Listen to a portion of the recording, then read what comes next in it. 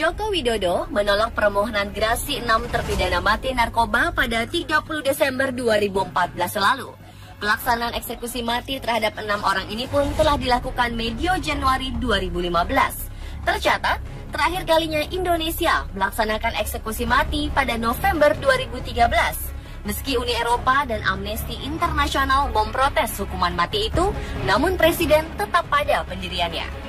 Hukuman mati saat ini sudah banyak dihindari oleh beberapa negara lantaran dinilai bertentangan dengan hak asasi. Namun tak sedikit juga negara yang masih menerapkannya, terutama bagi mereka penjahat kelas berat, seperti pembunuhan kelas 1 yang direncanakan hingga pengedar narkoba. Ada cerita apa saja di balik hukuman penuh kontroversi ini? Berikut 7 serba-serbi hukuman mati versi on the spot.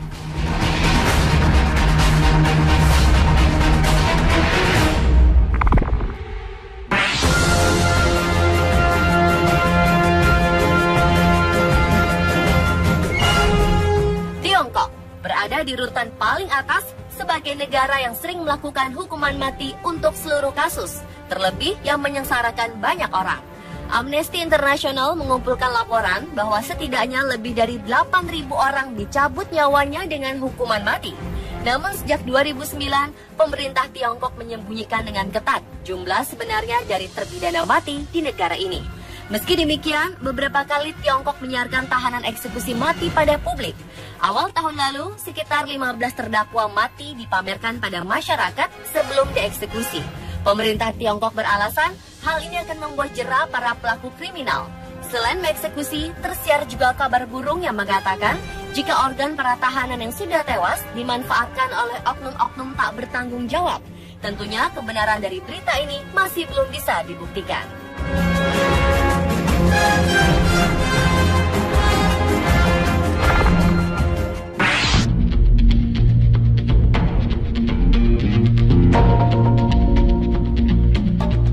Inilah permintaan terakhir narapidana paling aneh sepanjang sejarah.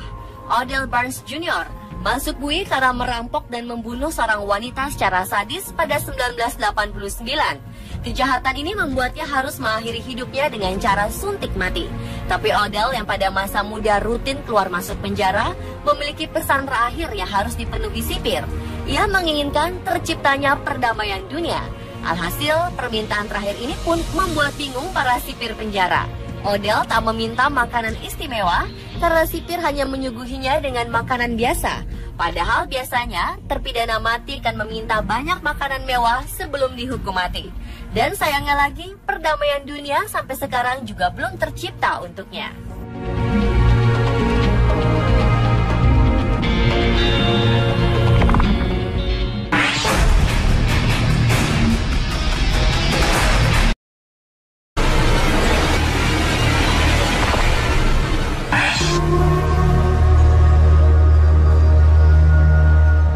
Di musim dingin 1976, nama Gary Gilmore, pembunuh asal Amerika Serikat, mendadak terkenal.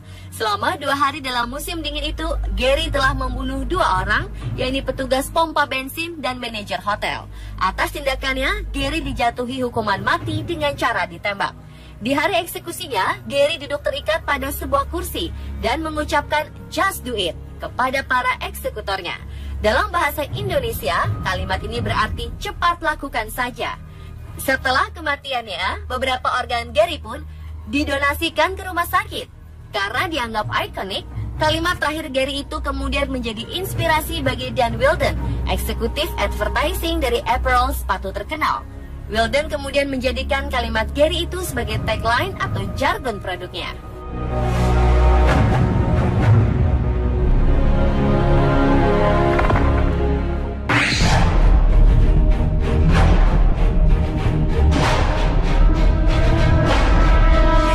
Pada 1997, perempuan asal Iran Zolekha Khathoda ditangkap dan didakwa terlibat dalam kasus perzinahan di luar nikah. Ia kemudian divonis hukuman mati dengan cara dilempari batu. Tubuh Khathoda kemudian dikubur sampai ke pinggang sebagai persiapan untuk pelaksanaan hukumannya. Tetapi tidak lama setelah pelemparan batu dimulai, proses hukuman ini menimbulkan reaksi keras dan mendorong protes di antara penduduk desa hingga prosesnya dihentikan. Khathoda dinyatakan telah meninggal dan dibawa ke kamar jenazah. Namun ajaibnya, ia kemudian mulai bernafas dan dibawa ke rumah sakit. Kondisinya lalu membaik dan sebuah permohonan banding dari Amnesty International diserahkan ke pengadilan atas namanya.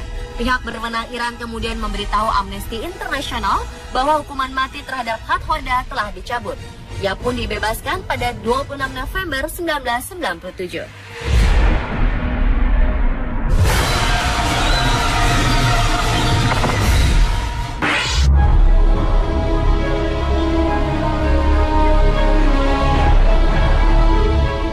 Para tahanan yang dijatuhi hukuman mati di Arab Saudi diizinkan menunaikan ibadah haji dan umroh sebagai bagian dari keinginan terakhirnya. Pada 2009, Direktorat Tahanan Arab Saudi melakukan studi mengenai kemungkinan memberikan kesempatan kepada para tahanan melaksanakan ibadah haji. Studi ini juga mempelajari bagaimana caranya para tahanan itu melaksanakan haji, termasuk menjalankan berbagai rukun haji yang biasanya dilaksanakan selama 7-10 hari. Program haji bagi para tahanan terpidana mati pun telah mendapat persetujuan dari pengadilan. Sebelumnya, para tahanan tak diperbolehkan melaksanakan ibadah umroh. Alasannya, para tahanan dicurigai akan melarikan diri dan sulit dikontrol. Kini para tahanan diperbolehkan naik haji dan umroh demi meningkatkan kesadaran beragama dan tobat para tahanan. Namun belum ada data statistik berapa jumlah tahanan yang menunaikan ibadah haji.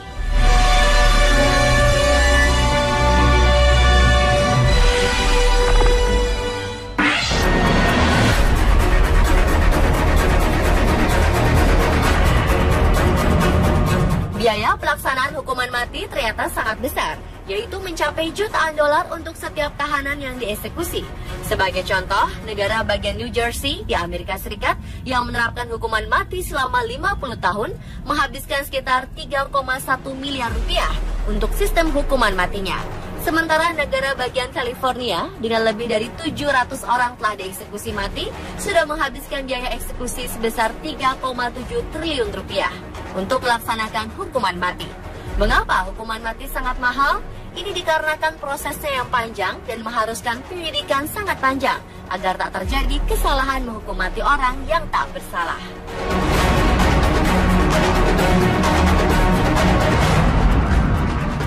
Pemirsa, itulah 7 serba-serbi hukuman mati versi On The Spot.